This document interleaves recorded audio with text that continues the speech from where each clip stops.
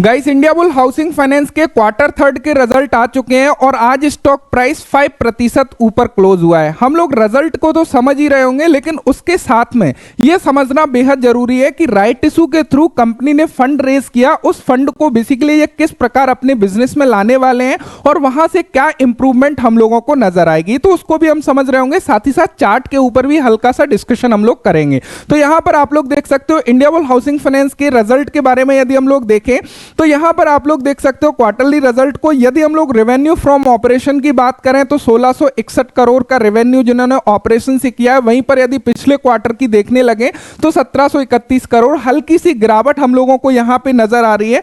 अब थोड़ा सा चीजों को यहां पर समझिएगा। यदि हम लोग टोटल सेल की या फिर टोटल इनकम की बात करें तो पिछले क्वार्टर में यदि हम लोग देखें तो ये 2242 करोड़ थी, वहीं पर इस क्वार्टर में घटकर 2211 करोड़, यानी कि बोल सकते हैं कि फ्लैट या फिर हल्की सी गिरावट हम लोगों को यहां पे नजर आ रही है, लगभग 2-3% की। उसके अलावा यदि हम लोग एक्सपेंसेस की बात करें तो यहां पर कंपनी के एक्सपेंसेस यदि हम लोग देखते हैं तो वहीं पर पिछले क्वार्टर में जो एक्सपेंसेस 1820 करोड़ के थे, इस क्वार्टर में वो एक्सपेंसेस 1812 करोड़ के हैं। डेफिनेटली यदि हमारा इनकम कम है, उसके एवज में यहां पर एक्सपेंसेस थोड़े से आप लोग देख सकते हो। यदि प्रॉफिट बिफोर टैक्स देखें तो यहां पर 399 करोड़ का प्रॉफिट है, वहीं पर पिछले क्वार्टर में 421 करोड़ का था। यहां पर भी हम लोगों को हल्की सी गिरावट जो है देखने को मिल रही है। अब यहां पर डेफिनेटली बात है, ये सारी चीजें तो यदि हम लोग नेट प्रॉफिट देखेंगे तो नेट प्रॉफिट में यहां पर हल्का सा उछाल देखने को मिल रहा है, लेकिन यहां पर पूरी चीजों को समझने पड़ेगा। यदि हम लोगों को रेवेन्यू फ्रॉम ऑपरेशन या फिर टोटल रेवेन्यू या टोटल इनकम में वहां पर कमी दिखाई दे रही है, तो नेट प्रॉफिट कैसे हम लोगों का इंक्रीज हो रहा है? बिकॉज रीजन क्या है, इस क्वार्टर में यदि आप लोग टैक्स देखोगे तो कंपनी ने ओनली 96 करोड़ रुपए टैक्स दिया है, वहीं पर यदि अदर क्वार्टर में आप लोग टैक्स देखोगे तो काफी टैक्स है। तो यहां पर इसको आप लोग ये नहीं बोल सकते कि भैया नेट प्रॉफिट हमारा ज्यादा है तो पिछले क्वार्टर से बेहतर है। हम लोग यदि रिजल्ट को बेसिकली देखने लगे तो रिजल्ट फ्लैट टू नेगेटिव हल्के से नजर आ रहे हैं, लेकिन यहां पर कई बारी क्या होता है, जब रिजल्ट हमारे काफी खराब भी होते हैं कंपनी के, लेकिन उस सिचुएशन में भी कंपनी का स्टॉक प्राइस काफी ऊपर जाते हुए दिखाई देता है। और कई बारी स्टॉक का रिजल्ट जो है काफी अच्छे होने के बावजूद स्टॉक का प्राइस नीचे जाते हुए दिखाई देता है। उसका रीजन क्या है? मार्केट की एक्सपेक्टेशन, कि उस कंपनी के रिजल्ट को लेके मार्केट की एक्सपेक्टेशन क्या थी। वाय द फैक्ट किसी कंपनी की एक्सपेक्टेशन थी कि वो काफी खराब रिजल्ट को अनाउंस करेगी और वो स्लाइटली अच्छे रिजल्ट अनाउंस कर देती है, तो वहां पर स्टॉक प्राइस ऊपर चला जाता है। उसी रेशो में यदि किसी कंपनी का बहुत अच्छा रिजल्ट भी आ रहा है, जब भी वो नेगेटिव जा सकता है, क्योंकि उसका और अच्छे रिजल्ट की एक्सपेक्टेशन मार्केट ने की थी। तो ये एक्सपेक्टेशन के ऊपर डिपेंड करता है। ऐसा कोई भी जरूरी नहीं है या ऐसा प्ले करने का कभी भी कोशिश नहीं करना चाहिए कि इमीडिएटली रिजल्ट आया वहां पर आप लोग प्ले कर रहे हो इंट्राडे या फिर इमीडिएटली पैसा बनाने के। इसको लॉन्ग टाइम के पॉइंट ऑफ व्यू से देखना बेहद जरूरी होता है। क्या कंपनी अपने रेवेन्यू को क्वार्टर ऑन क्वार्टर इंक्रीज कर पा रही है, ऑपरेटिंग प्रॉफिट मार्जिन बेसिकली क्या लेके आ रही है, नेट प्रॉफिट में ग्रोथ किस प्रकार दिखा रही है, फ्यूचर की प्लानिंग क्या है, तो उस तरीके से हम लोगों को देखना बेहद जरूरी है। तो यहां पर यदि हम लोग रिजल्ट को शॉर्ट देखें तो यहां पर हम लोगों को क्लियर नजर आ रहा है। यदि हम लोग पिछले क्वार्टर से कंपेयर करें तो हल्का सा गिरावट ही हम लोगों को नजर आ रहा है। नेट प्रॉफिट हम लोगों को थोड़ा सा जंप दिखाई दे रहा है, वहीं पर पिछले क्वार्टर में जो नेट प्रॉफिट 297 करोड़ का हुआ करता था वह 302 करोड़ का प्रॉफिट है, लेकिन यहां पर टैक्स की वजह से यह प्रॉफिट हम लोगों को थोड़ा सा ज्यादा दिखाई दे रहा है।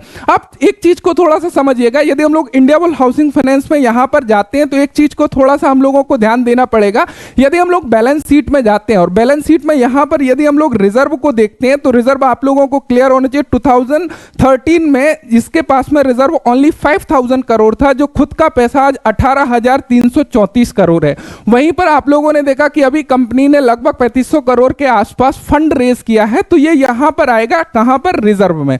तो डेफिनेटली यदि इसके पास में खुद का पैसा ज्यादा होगा तो उसके बिहाफ पर ये जो बोरोइंग आप लोग देख पा रहे हो, ये बोरोइंग भी यहां पर इसके बिहाफ पर रेशो में इंक्रीज होने वाली है। और यदि इसकी बोरोइंग इंक्रीज होगी तो ये क्या करेगी भी, ज्यादा लोन जो है बेसिकली डिवाइड कर पाएगी, ज्यादा लोन ये दे पाएगी, तो वहां से कंपनी का रेवेन्यू ऑटोमेटिक इंक्रीज होने वाला है। आने वाले क्वार्टरों में उसकी सेल्स ऑटोमेटिक बढ़ने वाली है, वहां से डेफिनेटली इस कंपनी को आगे जाके अच्छा प्रॉफिट हो सकता है राइट इशू की वजह से, बिकॉज कंपनी के रिजर्व जो है आगे बढ़ने वाले हैं। वहीं पर गाइस यदि हम लोग इसकी पीयर ग्रुप कंपनी की बात करने लगे लाइक LIC हाउसिंग फाइनेंस, तो यहां पर यदि इसके पास में रिजर्व अभी 29,000 करोड़ है और इसके एवज में यदि आप लोग देखोगे इसके पास में बोरोइंग कितनी है? 2,43,000 करोड़, यानी कि लगभग 8 टाइम बोरोइंग बोरोइंग लेके ये लोन को डिस्ट्रीब्यूट कर रहा है, वहां से रेवेन्यू जनरेट कर रहा है। इमेजिन यदि इंडिया बुल हाउसिंग फाइनेंस के पास में अभी यहां पर खुद का रिजर्व बढ़ने वाला है, देन यदि ये 8 टाइम बोरोइंग लेके लोन को डिस्ट्रीब्यूट करने लगे तो वहां से इसका रेवेन्यू आने वाले टाइम में कितना बढ़ सकता है। उसके अलावा यदि आप लोग यहां पर फोकस करते हो तो आप लोग यहां पर देख पा रहे हो एसेट कंपोजिशन में, यहां पर यदि रिटेल मॉर्गेज लोन में देखें 53%, कमर्शियल रियल एस्टेट लोन में देखें 29%, वहीं पर बिजनेस लोन में देखें 18%। तो ये काफी अच्छा काम कर रहे हैं कि रिटेल में आगे बढ़ रहे हैं, जिससे कि रिस्क मिनिमाइज हो। पहले ये कमर्शियल रियल एस्टेट में ज्यादा थे कि यानी कि पूरा का पूरा बिल्डिंग बनाया उसको सेल किया। अभी क्या कर रहे हैं, रिटेल में पर्टिकुलर होम लोन, जैसे रिटेल जाएगा अभी पर्टिकुलर होम लोन, तो वहां से क्या है एनपीए इनके कम होते हैं और लोन डिफॉल्ट होने की प्रोबेबिलिटी कम हो जाती है। वहां से ये अपनी रिस्क को भी मिनिमाइज कर रहे हैं, इस चीज के ऊपर भी ये विशेष फोकस कर रहे हैं, ये सबसे अच्छी बात है। अब यहां पर थोड़ा सा हम लोग चार्ट के बारे में बात कर लेते हैं। ऑलरेडी मैंने पिछली वीडियो में भी आप लोगों से चार्ट के बारे में डिस्कस किया था, जहां पर हम लोगों ने देखा था कि काफी महत्वपूर्ण है ये ट्रेंड लाइन हमारे लिए।